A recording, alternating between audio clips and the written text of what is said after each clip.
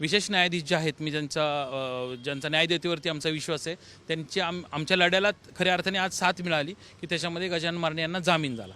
पण काय ऑर्डर केली? 1,00,000 रुपयाच्या जातमुचलक्यावर त्यांची जामिनावर मुक्तता केली आहे न्यायालयाने. परंतु एक गोष्ट आवर्जून सांगतो की 277 दिवस ह्या प्रोसिजरमध्ये गजानन मारणे यांना आत राहावं लागलं. त्याच्यामध्ये कुठलाही पुरावा नसताना, कुठल्याही गोष्टीचा संदर्भ नसताना खोट्या गुन्ह्यात त्यांना त्यात गुंतवण्यात आलं होतं.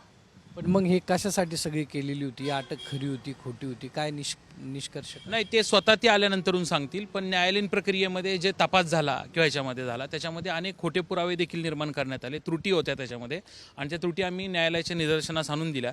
सर्व युक्तिवाद ऐकल्यानंतर मेहरबान न्यायालयाने गजानन मारणे यांना 1,00,000 रुपयाच्या जातमुचलक्यावर जामीन मंजूर केलेला आहे. नक्की गजानन मारणेची सुटका झालेली आहे. मात्र यानंतर गजानन मारणे आता कुठली भूमिकेमध्ये पाहायला मिळणार आहे तेही महत्त्वाचं ठरणार आहे.